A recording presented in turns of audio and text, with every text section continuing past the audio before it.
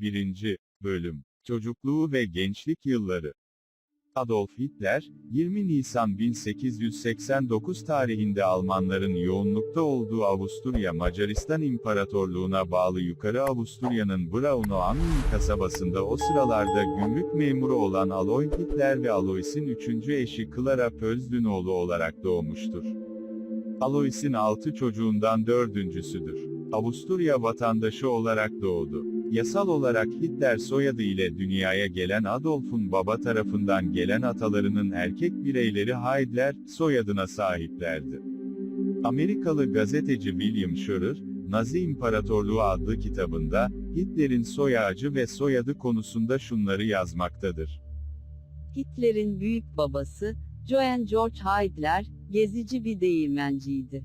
Aşağı Avusturya'da köy köy gezerdi. 1824'te ilk evlenmesinden 5 ay sonra bir oğlu oldu. Ama ne çocuk ne annesi yaşadı. 18 yıl sonra Duerental'da çalışırken, Strons köyünden 47 yaşında bir köylü kadın olan Maria Anna Schicklgräber ile evlendi. Bu evlenmeden 5 yıl önce, 7 Haziran 1837'de Maria'nın gayrimeşru bir çocuğu olmuş, adını Aloy koymuştu. Bu çocuk sonradan Adolf Hitler'in babası oldu. Alois'in babasının, her ne kadar kesin kanıtlar yoksa da Johann Heidler olması ihtimali çoktu. Ne olursa olsun, Johann kadınla evlenmiş, ama bunun gibi olaylara uygulanan geleneğe aykırı olarak, çocuğu meşrulaştırmak zahmetine katlanmamıştı. Çocuk, Alois Schicklgräber olarak büyüdü. Anna 1847'de öldü, Johann Heidler bu ölümden sonra 30 yıl ortalıktan yok oldu. 84 yaşında Waldviertel'de ve Itra kasabasında yeniden ortaya çıktı. Bu sefer adını Hitler diye yazıyordu. Bir noterle 3 şahit huzurunda kendisini Alois Schicklgräber'in babası olarak kaydettirdi. Aile, 1892 yazında babalarının gümrük idaresinin başına getirilmesi nedeniyle Almanya sınırındaki Passau kasabasına taşındı. 1895 baharında aile Avusturya'ya döndü ve Hafeld'deki Rauchergut'a taşındı, böylece Hitler Mayıs'tan itibaren Fischlham'daki tek sınıflı ilkokula devam etti. Temmuz 1897'de Lambach'a taşınmasıyla, Leonding'e taşınarak 2. ve 3. sınıfı ve son olarak 4. sınıfı tamamladı.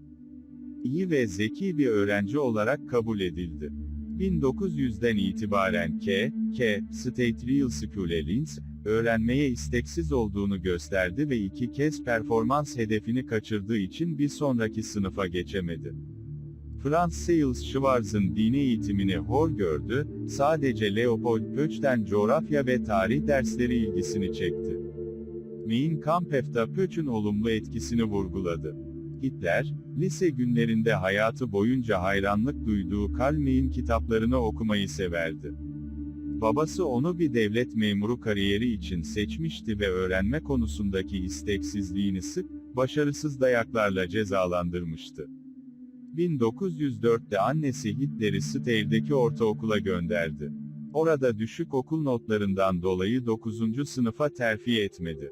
Geçici bir rahatsızlıktan dolayı ortaokuldan herhangi bir vasıf olmadan ayrıldı ve Linz'deki annesinin yanına dönebildi. Hitler ilk tahsilini doğduğu kasabada yaptı. Orta tahsiline Linz şehrinde başladı. Linz'de başladığı lisede ise 1. sınıfı yeniden tekrarlamak zorunda kaldı. O sıralarda, ileride memur olmasını isteyen babasıyla zıtlaşıyor, ressam olmak istediğini söylüyordu. Sevmediği dersleri asıyor, hiç ilgilenmiyordu. İleride öğretmenlerini çok sert biçimde eleştirmiş, sadece tarih öğretmenini çok sevdiğini ve ona çok şey borçlu olduğunu belirtmiştir. Çizimlerine ve resimlerine çok güvenen Adolf, bu konudaki direnişine hiç ara vermiyordu. Birinci Dünya Savaşı'na katılmasından önce, Hitler'in 2000'den fazla çizimi ve resmi vardı. Hitler, kavgamda şöyle anlatır. En çok tarih ve coğrafya derslerinde başarı gösteriyordum. İşte bu sıralarda, milliyetçi oldum ve tarihin gerçek anlamını anlamayı, idrak etmeyi ve bu konuya nüfuz edebilmeyi öğrendim. Zevklerim, beni babamın hayatına benzer bir hayata itmiyordu. Konuşma yeteneğim, çocukluk arkadaşlarıma verdiğim, ikna edici ve daha doğrusu kandırıcı söylevlerle oluşmaya başladı.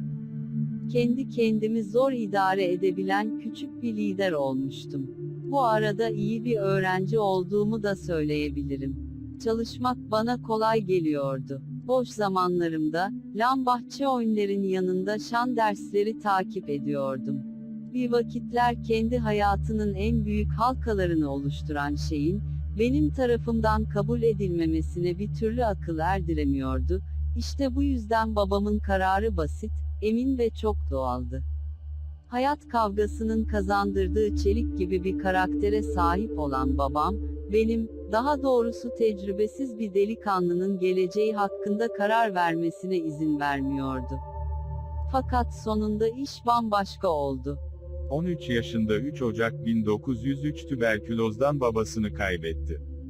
Daha sonra ağır bir ciğer hastalığı geçirmiş, doktorun tavsiyesiyle bir yıl kadar okuldan ayrı kalmış, sonra da maddi sorunlar nedeniyle okula geri dönememiştir.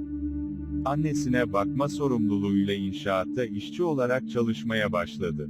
Bu dönem boyunca çizimlerine devam etti. Benim için meslek problemi, tahmin ettiğimden çok daha kısa bir süre içinde çözülecekti. Çünkü, babam daha ben 13 yaşındayken ansızın öldü. Bir felç darbesi, babamı en güçlü döneminde iken yere vurdu. O dünyadaki hayatını acı çekmeden sona erdirdi. Fakat bizi büyük bir üzüntünün içine attı. Babamın en büyük isteği, oğlunu, kendisinin ilk günlerinde çektiği yokluklardan kurtarmak için bana meslek sahibi olmamda yardım etmekti. Bu isteğini gerçekleştiremedi. Fakat bilinçsiz bir biçimde benim içime, ikimizin de aklımızdan geçirmediğimiz bir geleceğin tohumlarını ekmişti. Okuduğu kitaplar içindeki antisemitizm Yahudi düşmanlığı ise o zamanlar ortaya çıktı. İlk başlarda bu fikre karşı çıksa da Yahudilerin birbirlerini kültür, sanat, politika, iş hayatı gibi bütün alanlarda kayırdıklarını düşünmeye başlayınca, Yahudileri sevmemeye başladı. Kendisi bu konuyu şöyle izah eder. Ne zaman bir tiyatro gösterisi, bir müzik abartılırsa Yahudi yapımı bir şey olduğunu görüyordum. Bunu abartanlar da Yahudilerdi. Birçok alanı ele geçirdikleri için tüm alanlarda birbirlerini kayırıyorlardı. Güzel bir Alman yapıtı 10 üzerinden 5 alamazken Yahudi yapıtları 10 alıyordu. Bu yüzden bir antisemitist olmaya karar verdim. Annesinin hastalığı ortaya çıktığında geçim kaynakları neredeyse kurumak üzere olan Hitler, kendisine bağlanan yetim aylığıyla geçiniyordu. Bu yüzden Viyana'ya gitme kararı aldı. Bir çanta dolusu elbise ve çamaşırla Viyana'nın yolunu tuttum, içimde sarsılmaz bir irade vardı.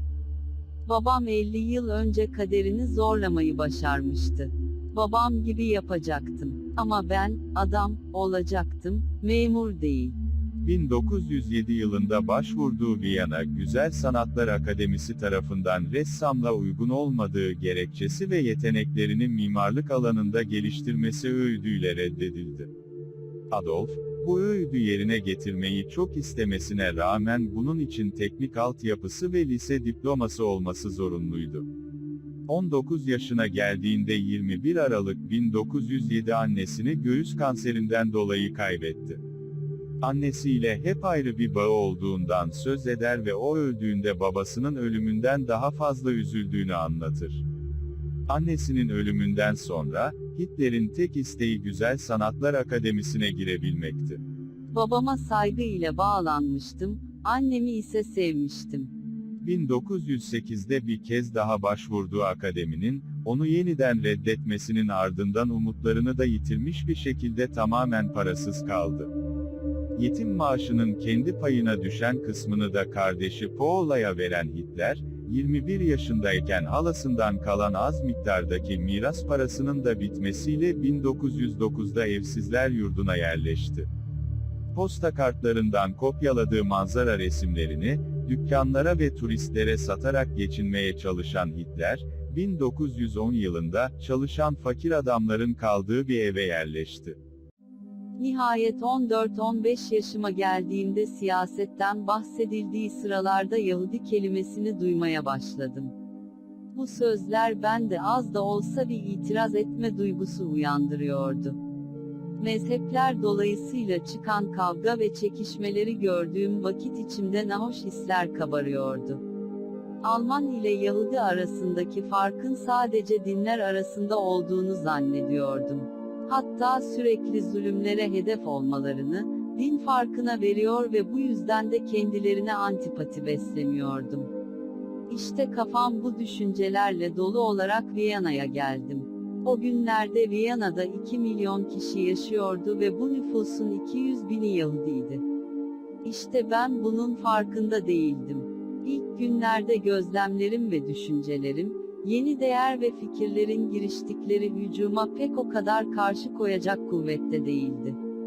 Nihayet içimde ağır ağır sükunet ortaya çıkmaya başladığı ve bu hummalı hayaller açıklığa kavuştuğu sıralarda, Yahudi meselesi ile burun buruna geldiğim an ki, etrafımı çepeçevre saran dünyaya çok daha dikkatli bakmaya başladım. Yahudi meselesi ile karşılaşmamdaki şekil bana pek hoş gelmedi.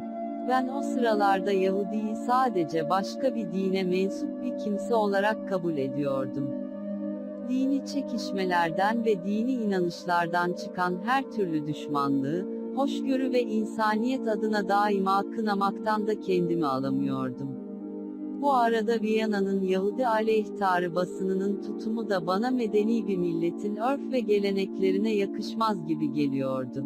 Hitler Viyana'dayken, ilk kez içinde Doğu Avrupa'daki birçok Ortodoks Yahudi Hitler'e göre ırkçı teorilerle karışık, geleneksel dinci ve önyargılı, geniş bir Yahudi kitlesi için antisemitist düşünceler barındırmaya başladı.